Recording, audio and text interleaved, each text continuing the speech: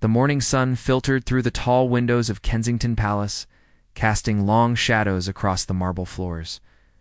Kate stood in their private sitting room, her hands trembling slightly as she folded William's favorite navy sweater, the one he always wore during their quiet evenings together. When the weight of the crown felt lighter and they could simply be husband and wife, she had been dreading this moment for weeks. The royal duties that would separate them were not new, but this time felt different. William's upcoming diplomatic mission to the Commonwealth nations would keep him away for 3 months, the longest they had ever been apart since their wedding day. The palace staff had tried to make it sound routine, just another royal obligation, but Kate knew better. The political tensions brewing across several nations meant this trip carried risks that neither of them dared speak aloud. The children didn't fully understand yet. George, now old enough to sense the gravity in his parents' voices, had asked why Daddy couldn't just send someone else. Charlotte had simply hugged William tighter during their bedtime stories, as if her small arms could somehow keep him anchored to home. Little Louis, blissfully unaware, continued building his tower blocks, occasionally looking up to smile at his parents with pure, uncomplicated joy. Kate walked to the window overlooking the palace gardens, where William was currently playing cricket. With George, even from this distance, she could see the forced brightness in her husband's smile, the way he was trying to create one last perfect memory before leaving. The sight made her chest tighten with an emotion she couldn't quite name, part pride, part fear, part overwhelming love for this man who carried the weight of a nation on his shoulders, yet still found time to teach their son how to hold a cricket bat properly. The official announcement hadn't been made yet, but the palace was already buzzing with preparations. Security briefings that ran late into the night, endless meetings with Foreign Office officials, and phone calls in hushed tones that stopped abruptly when she entered the room. Kate had learned long ago not to ask too many questions about certain royal duties, but this time, her maternal instincts and wifely concerns were at war with her understanding of duty. She remembered their early days of marriage, when every separation felt like the end of the world. They had grown stronger together, more resilient, but 3 months still felt like an eternity. 3 months of bedtime stories over video calls, of George asking when Daddy was coming home, of Charlotte's ballet recitals with one empty seat in the front row. 3 months of Kate managing royal duties, charity work, and 3 young children while maintaining the perfect composure expected of a future queen. The irony wasn't lost on her that as William prepared to strengthen diplomatic ties around the world, she felt like her own world was about to temporarily fall apart. Not because she couldn't manage alone, she had proven her strength countless times, but because their partnership had become the foundation upon which everything else was built. They made decisions together, supported each other through public scrutiny, and found solace in their shared understanding of what it meant to serve. As she watched William lift Louis onto his shoulders while George ran circles around them, Kate felt tears threatening to spill. These were the moments she treasured most, not the grand state dinners or public appearances, but these simple family scenes that reminded her why everything else mattered. William caught her watching from the window and waved, his smile genuine. This time, she felt her heart skip the way it had during their university days. The weight of unspoken words hung between them. They had learned to communicate in glances across crowded rooms, in subtle touches during public events, in the quiet moments stolen between official duties. But this separation would test even their strongest connection. Kate knew that William was struggling too, though he would never admit it. His sense of duty ran so deep that he would rather suffer in silence than express any doubt about serving his country. That evening, after the children were finally asleep, they sat together in their private study. The room was filled with William's travel documents, briefing papers, and the formal itinerary that would govern his life for the next 3 months. Kate picked up one of the folders, scanning the list of countries, official meetings, and ceremonial events. Each page represented days when they would be in different time zones, and their conversations would be limited to rushed phone calls between his appointments and her royal engagements. William reached over and gently took the folder from her, hands setting it aside. For a moment they simply looked at each other. 2 people who had grown up in the public eye but had found something private and precious in their love for each other. The silence stretched between them, was comfortable yet heavy with everything they needed to say, but couldn't quite find words for. "The roses in the garden are blooming beautifully this year," Kate said finally, her voice steady, despite the emotion threatening to overwhelm her. It was such an ordinary observation, yet it carried the weight of all the springs they had shared together and the one William would miss while he was away. William nodded, understanding immediately. They had planted those roses together during their first year at Kensington Palace, a symbol of putting down roots, of building something lasting together. "I'll miss seeing them at their peak," he replied quietly. And they both knew he wasn't just talking about flowers. The grandfather clock in the corner chimed 11 times, marking another hour closer to his departure. Soon, very soon, they would have to begin the careful choreography of a royal goodbye, formal, dignified, appropriate for public consumption. But for now, in the quiet of their private study, they could simply be Kate and William, husband and wife, dreading a separation. That duty demanded, but their hearts refused to accept. The next morning arrived too quickly, bringing with it the familiar chaos of royal preparations. Kate woke before dawn to find William's side of the bed already empty. She could hear him in the adjacent dressing room, moving quietly so as not to wake her, though sleep had been elusive for both of them. Soft rustle of clothes and the gentle click of suitcase latches created a soundtrack she had hoped never to hear. She found him standing before the full-length mirror, adjusting his tie with the same careful precision he brought to every public appearance. His reflection caught her eyes in the mirror, and for a moment, the practiced composure slipped. She saw the boy she had fallen in love with at university, the one who had been nervous about their first date, who had proposed with shaking hands, who had whispered his fears and dreams to her in the darkness of their early married years. "You don't have to pretend with me," Kate said softly, moving to stand behind him. Her hands found their way to his shoulders, feeling the tension he carried there like a physical weight. Not today. William's hands stilled on his tie. In the mirror, she watched him close his eyes for just a moment, allowing himself the luxury, a vulnerability that was so rarely permitted in their public lives. When he opened them again, she saw everything he couldn't say, the worry about leaving his family, the pressure of representing the crown on such a sensitive mission, the simple human sadness of goodbye.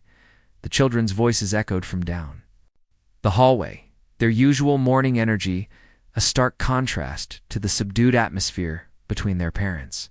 Soon, the family breakfast would begin, and they would have to maintain the careful balance of honesty and protection that came with explaining adult realities to young minds. George, at 10, understood more than they sometimes gave him credit for. Charlotte, 8, possessed an emotional intelligence that often surprised them. Louis, still only 5, would simply know that something important was happening. Kate helped William with his cufflinks, the small ritual they had performed countless times before state dinners, charity galas, and official engagements. But today, her fingers lingered on the gold, tracing the family crest that represented everything they served and everything that demanded this sacrifice.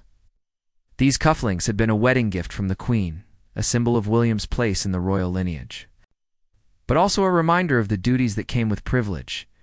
"I've prepared letters for each of the children," William said suddenly, his voice barely above a whisper. "One for each week. I'll be gone. I thought perhaps you could give them out gradually when they miss me most." The thought of William, surrounded by foreign dignitaries and protocol officers, taking time to write 12 separate letters to his children, made Kate's throat tighten with emotion. She had done the same thing. In reverse. A collection of photos, small gifts, and notes tucked into his luggage, surprises he would find in different cities, reminders of home when the formal ceremonies and diplomatic discussions became overwhelming. It was a tradition they had started. During his military service, these small acts of love that bridged the distance imposed by duty. The breakfast room felt different that morning. The usual chatter about school projects and weekend plans was replaced by a more deliberate conversation. William asked about George's upcoming football match, promising to watch the video Kate would send. He listened carefully to Charlotte's description of her science project, offering suggestions and praise with the intensity of someone trying to absorb every detail for future memory. Louis, perched on his booster seat, seemed to sense the emotional undercurrent. He reached across the table to pat his father's hand with sticky fingers, a gesture so innocent and loving that both parents had to look away for a moment. "Daddy sad?" he asked, with the directness that only small children possess. "Not sad, darling," William managed, lifting Louis onto his lap. "Just going to miss you very much." The little boy considered this with the seriousness of a 5-year-old processing complex emotions, then wrapped his arms around William's neck in a hug that seemed to heal something in his father's expression. After breakfast, there were the inevitable phone calls. Final briefings from security, last-minute changes to the itinerary, confirmations from various embassies and high commissions. Kate watched William transition into his professional mode, the transformation she had witnessed hundreds of times but never quite got used to. The private man who had just held his youngest son became the future king, preparing to represent Britain's interests abroad. The palace photographer arrived for the official departure photos, those carefully staged images that would be released to the press. Kate stood beside William on the front steps, their children arranged between them, everyone smiling with the practiced ease expected of the royal family. But even in those formal poses, she could feel the tension in William's hand as it rested on her back. The way his smile didn't quite reach his eyes. Between official photos, they stole a moment alone in the entrance hall. The grand space, with its portraits of past monarchs and elaborate chandeliers, had witnessed countless royal departures over the centuries. Kate wondered how many other wives had stood in this exact spot, watching their husbands leave for distant shores in service of the crown. "The hardest part," William said, taking her hands in his, "is knowing that while I'm gone, you'll be carrying everything alone. The children, your own duties, the public appearances. You make it look effortless, but I know what it costs you." Kate squeezed his hands, feeling the warmth of his skin, memorizing the feeling for the lonely nights ahead. "We're partners in this," she reminded him. "Even when we're apart, we're still a team. Children understand that Daddy's work is important, and they're proud of you. I'm proud of you." The sound of car engines outside signaled that the official convoy was ready. Soon the palace doors would open and William would step into his role as royal representative, diplomat and symbol of British values abroad.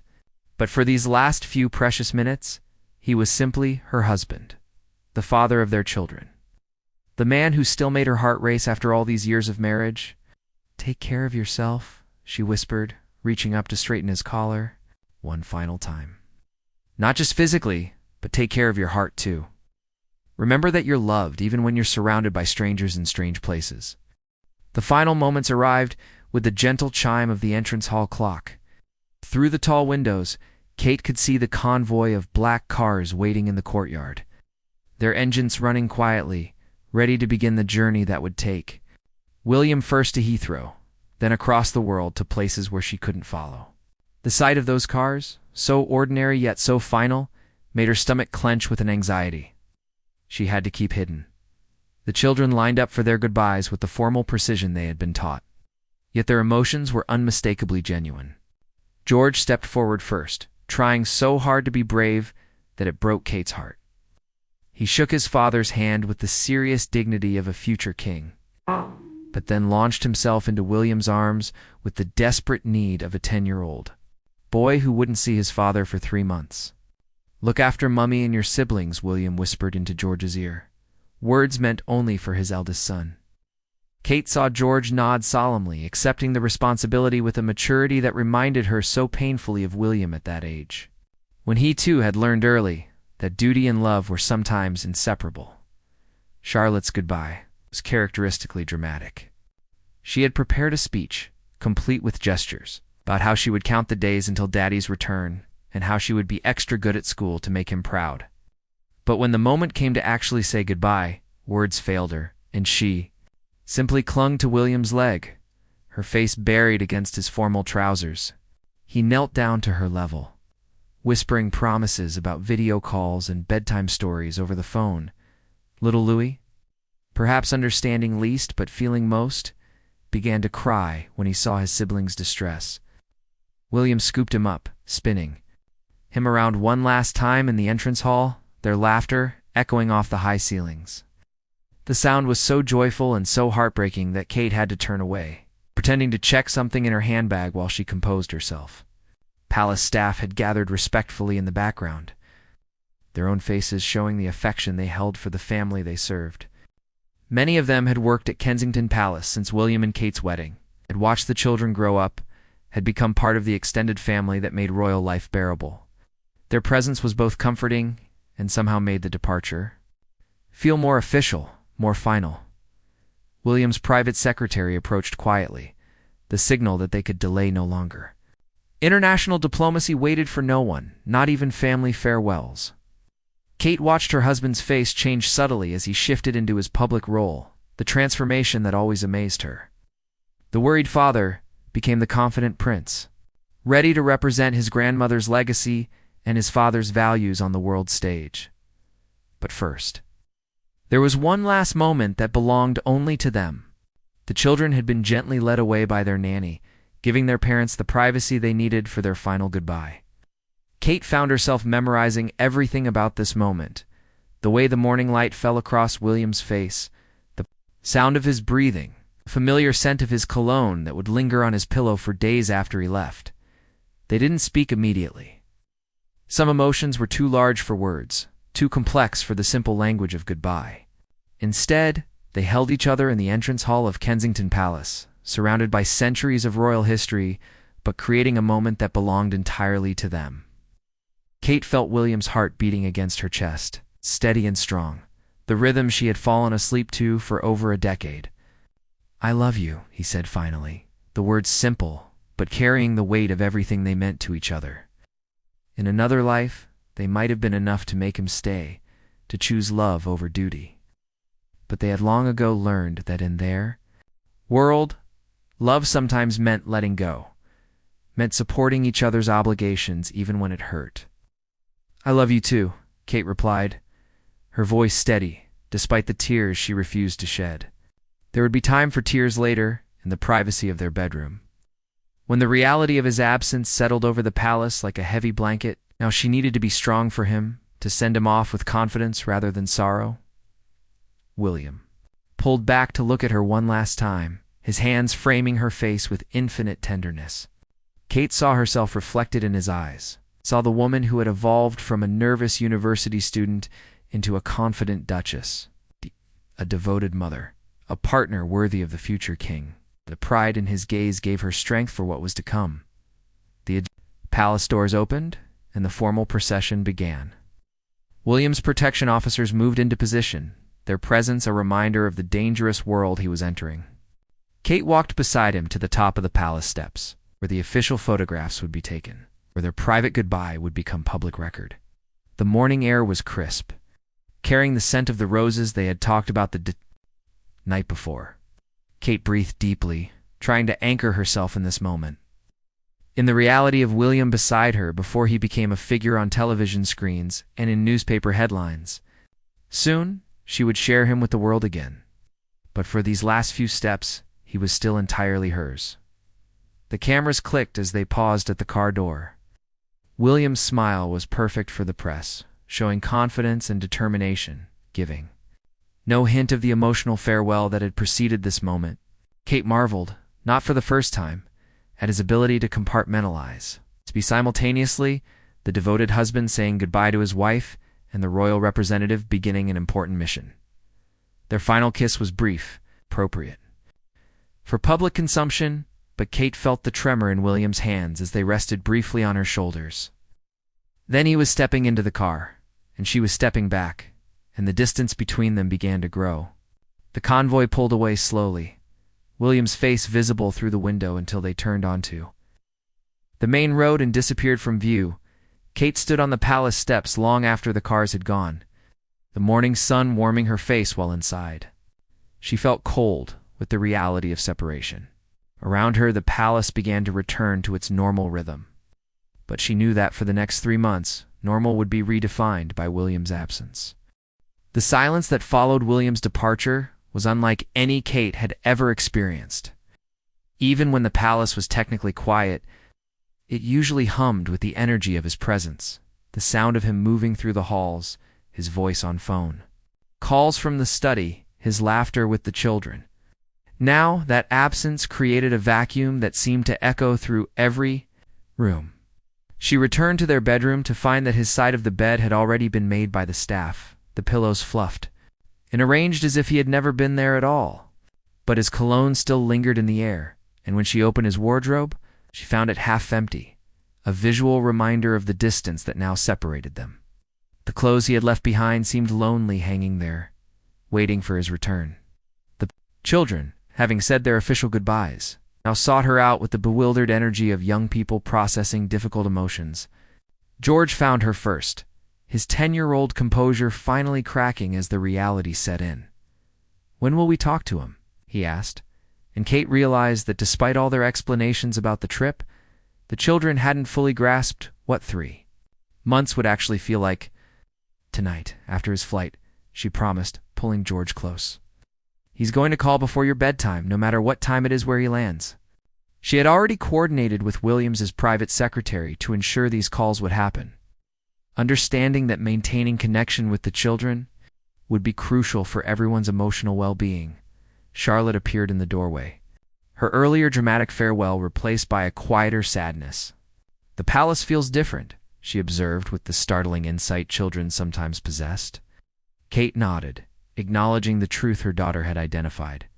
The palace did feel different, larger somehow, with more space to echo in. Fewer warm spots where William's presence had always made things feel complete. Little Louis, still too young to fully understand the concept of time, kept asking when Daddy would be home from work. Kate found herself explaining over and over that this work trip was longer than usual, watching his face scrunch up in confusion as he tried to process information that didn't quite make sense to his 5-year-old mind. The morning's royal duties called, offering both distraction and additional pressure. Kate had a meeting with her charity team, a conference call about an upcoming gala, and 3 different briefings about events she would now have to handle alone. Her private secretary had thoughtfully rearranged her schedule for the next few days, giving her lighter commitments while she adjusted to managing everything without William's support. But it was the small moments that proved most challenging. When her phone buzzed with a text message, her heart leaped with hope that it might be William, only to find routine communications from various palace departments. When she heard footsteps in the corridor, she automatically looked up expecting to see him, only to remember that he was somewhere over the Atlantic Ocean. Beginning his journey to the other side of the world, the afternoon brought the first real test of managing alone. Charlotte's school called about a minor incident that normally would have been discussed between both parents. Kate found herself making decisions and having conversations that felt incomplete without William's input. She realized how much they had become a team in parenting, each compensating for the other's blind spots, each offering different perspectives that created a fuller picture. As evening approached, Kate gathered the children in the sitting room, where they usually spent their family time. The large sofa seemed too big with just the 4 of them, William's usual spot glaringly empty. She had brought photo albums, hoping to create a positive activity that would help them all process the separation, but found herself fighting tears. As they looked through pictures of recent family holidays and celebrations, George studied a photograph of their last family vacation with unusual intensity. "He looks happy here," he said quietly, as if trying to reconcile the smiling father. In the picture with the formal figure who had left that morning, Kate realized that her children, despite growing up in the public eye, sometimes struggled to understand their father's different roles: the playful dad who built sandcastles with them, think the future king who had to travel the world on official business. The promised phone call came just as they were finishing dinner. Kate had set up the video call in William's study, wanting the children to see him in a familiar setting when they talked. When his face appeared on the screen, tired but smiling, the children's excited chatter filled the room. For a few precious minutes, the distance seemed less vast, separation more manageable. But after the call ended and the children had been tucked into bed, Kate found herself alone in a way she hadn't experienced since their early marriage. The evening stretched ahead of her, empty of the quiet conversations they usually shared after the children were asleep. The comfortable silence of 2 people who had learned to exist in harmony together. She walked through the palace rooms they had made their own over the years, each space holding memories of their life together. The library where they sometimes read in companionable silence. The small dining room where they shared private meals away from formal state functions. The garden door where they often stood together watching the children play. Tonight, these familiar spaces felt like a museum of their shared life rather than a living home. In William's study, his desk still held the papers he had been reviewing before his departure. Kate touched the leather chair where he spent so many evenings dealing with correspondence and official business. She could picture him there so clearly that for a moment she almost expected him to look up and smile at her. The emptiness, when reality reasserted itself, was almost physical in its intensity. The grandfather clock chimed 10 times, marking the end of their first day apart.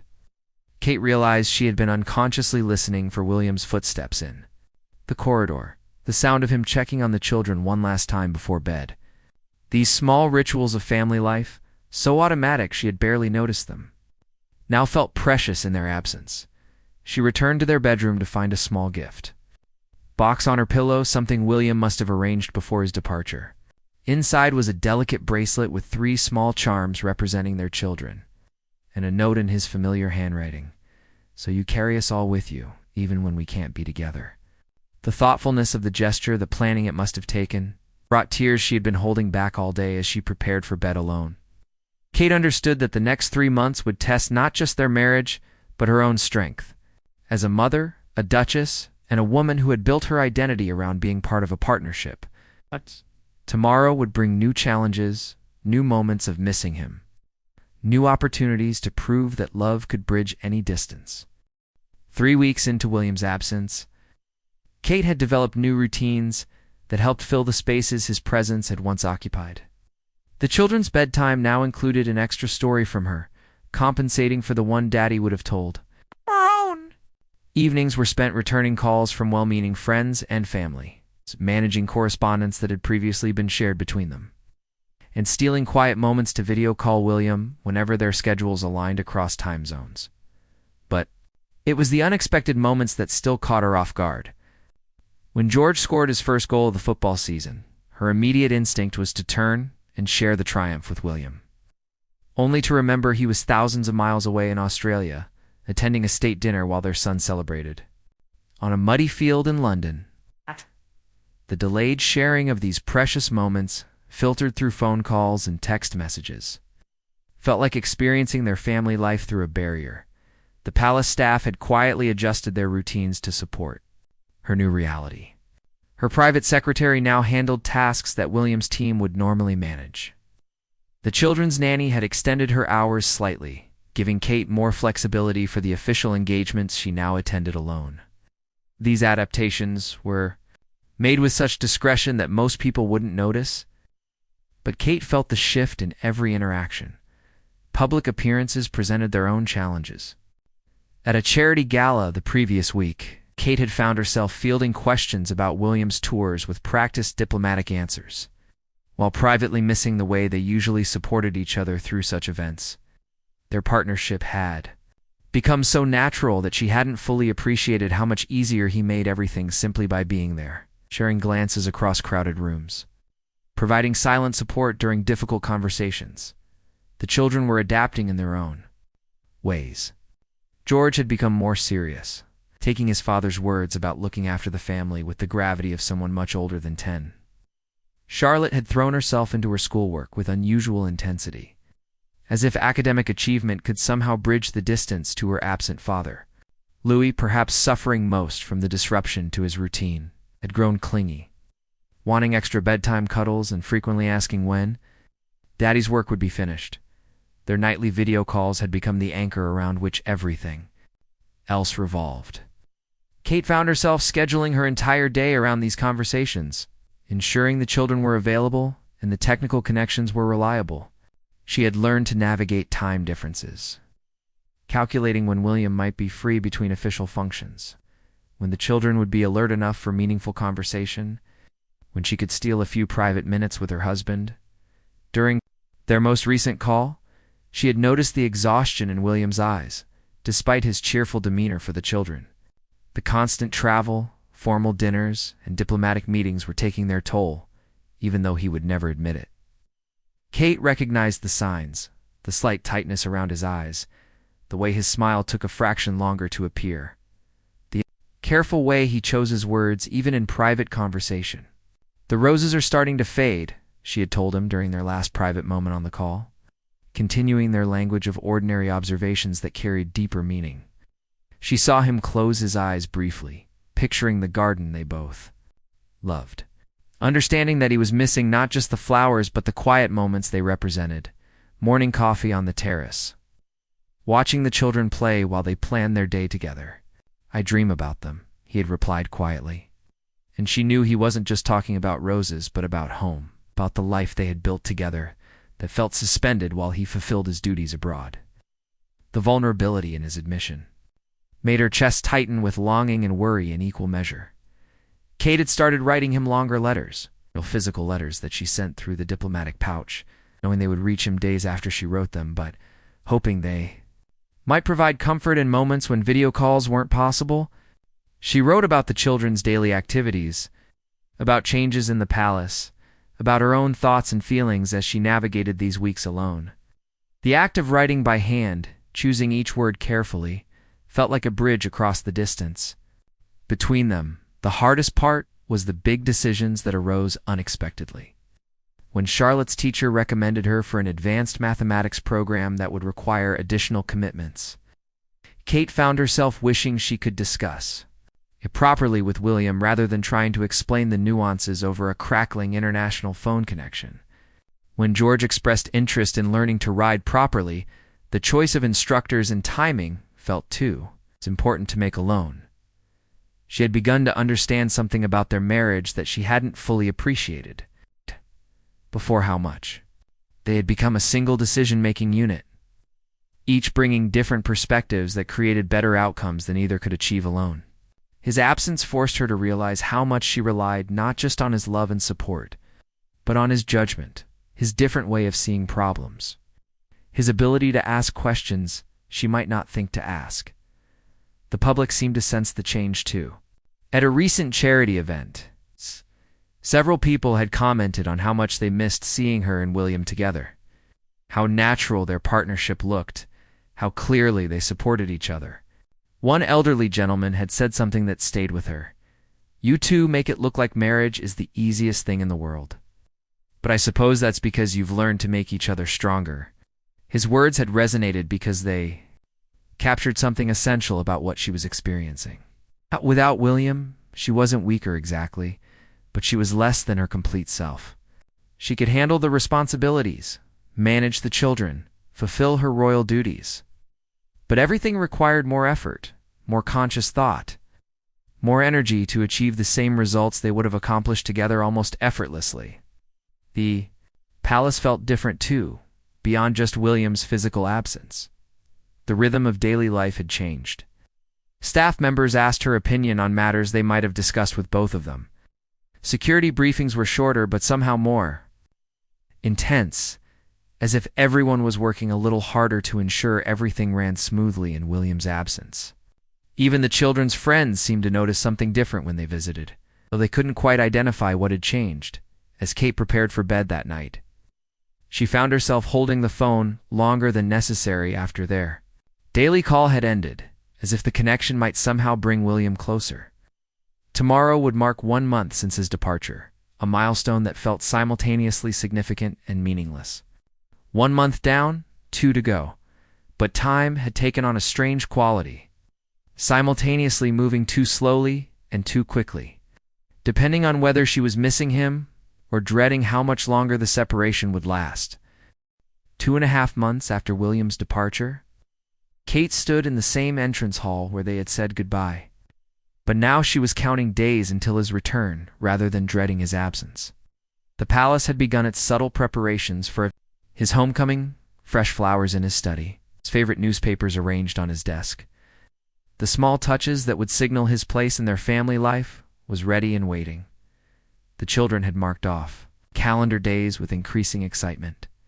As William's return approached, George had grown noticeably taller in his father's absence, something they had all commented on during their video calls, but which would surprise William when he saw his eldest son in person. Charlotte had learned to play a complete piece on the piano, practicing diligently so she could perform for Daddy when he came home. Louis had simply maintained his unwavering faith that Daddy would return, as if the concept of permanent absence was beyond his understanding. Kate herself had changed too, in ways both visible and profound. She had grown more confident in her individual role, making decisions with less second-guessing, handling crises with increased assurance. The challenges of managing everything alone had revealed strengths she hadn't known she possessed, while simultaneously making her appreciate their partnership more deeply than ever before. The final week of William's tour had been particularly intense for both of them. His schedule included some of the most important diplomatic meetings of the entire trip, while Kate managed a series of solo engagements that would normally have been shared responsibilities. Their phone calls had become shorter but more concentrated, each word carrying extra weight as they supported each other through the final push. "I can hear the tiredness in your voice," Kate had said during their call the night before his departure from his final destination. "Are you taking care of yourself?" Even across the ocean, her maternal instincts toward him remained as strong as those toward their children. "I'm ready to come home," William had admitted, and she heard in those simple words everything he couldn't say during their monitored conversations, how much he had missed the simplicity of family life, how exhausting it was to be always on in official settings, how much he needed the restoration that only home could provide. The morning of his return, Kate woke before dawn with an excitement that reminded her of Christmas mornings in childhood. The palace buzzed with anticipatory energy as staff made final preparations. The children had been awake since 6, too excited to sleep, changing clothes twice and checking their appearance in mirrors with uncharacteristic vanity. Kate found herself moving through the palace with nervous energy, checking and rechecking arrangements that were already perfect. She had chosen her outfit carefully, not too formal for a private family reunion, but elegant enough for the official photographers who would document William's return. The blue dress she selected had been his favorite before he left, and she hoped it still would be when he saw her again. The roses in the garden had bloomed again during his absence, a full cycle of seasons that marked the passage of time they had spent apart. Kate walked among them that morning, thinking about how much had changed since William had last seen them. The children had grown, she had evolved. Even the palace felt different, more theirs somehow, as if his absence had made her claim it more fully as home. When the call came that William's plane had landed, Kate felt her heart rate accelerate. Soon, very soon, the theoretical reunion she had been imagining for months would become reality. The children gathered in the entrance hall, their earlier excitement now tempered with genuine emotion. George stood straighter, trying to embody the responsibility he had carried in his father's absence. Charlotte clutched the drawing she had made for Daddy's return. Louis simply bounced on his toes, his joy too pure and immediate for any complex emotions. The sound of car engines in the courtyard sent a thrill through Kate that she hadn't expected. After months of absence, the simple fact of William's proximity felt almost overwhelming. She had imagined this moment countless times, but now that it was actually happening, she found herself frozen with anticipation, uncertain whether to run to the door or wait with dignified composure. Through the tall windows, she caught her first glimpse of him stepping out of the official car. Even from a distance, she could see that he looked different, thinner, perhaps more serious, marked by the weight of the responsibilities he had carried alone. But then he looked up toward the palace windows, and his face transformed with a smile that was purely, completely, the man she had married. The entrance hall doors opened, and suddenly William was there, not on a video screen, not as a voice on the phone, but physically present in their shared space. For a moment, nobody moved. The reality of his return seemed too precious to disturb with action, as if movement might somehow break the spell and send him away again. Then Louis broke free from the formal arrangement and ran toward his father with the uncomplicated joy of a 5-year-old who had missed his daddy. William scooped him up, spinning him around just as he had on the morning he left. but this time the laughter was tinged with relief and completion rather than desperate goodbye. George and Charlotte followed more sedately, but their restraint crumbled when William knelt down to embrace them properly. Kate watched her family reunite with tears she no longer tried to hide. The careful control she had maintained throughout the separation finally gave way to the simple joy of having them all together again. But it was the moment when William finally looked directly at her that Kate felt the full impact of his return. Across the entrance hall, with their children between them, they looked at each other with the recognition of two people who had survived something difficult together, even while apart. The woman who met his gaze was not exactly the same one who had kissed him goodbye months earlier. She was stronger, more independent, more confident in her own capabilities. Yet she was also more aware of what their partnership meant, more grateful for what they had built together. William approached her slowly, as if he too was processing the changes that time and distance had wrought. When he finally reached her, when his hands finally touched her face again, Kate understood that some experiences could only be truly appreciated in their absence. The simple fact of his presence, his warmth, his familiar scent, felt like coming alive again after months of merely existing. Their kiss was brief, conscious of the children watching. The staff discreetly present, the official nature of even this private moment. But in that brief contact, Kate felt the completion of a circle that had been broken for too long. They were a family again, whole again, ready to face whatever challenges awaited them with the strength that came from knowing they could survive. Even the most difficult separations. "Welcome home," she whispered against his ear, and felt him exhale as if he had been holding his breath for 3 months. "I'm never leaving you again," he whispered back. A promise they both knew he couldn't keep, but which felt absolutely true in that moment of reunion. The palace around them seemed to exhale too, settling back into its proper rhythm now that all its principal inhabitants were present. Outside, the roses continued blooming in their garden, marking not just the passage of seasons, but the endurance of love that could weather any separation, any duty, any challenge that their extraordinary lives might demand. Their silent farewell had become a joyful reunion, and Kate knew that they were stronger for having survived the test of distance and time.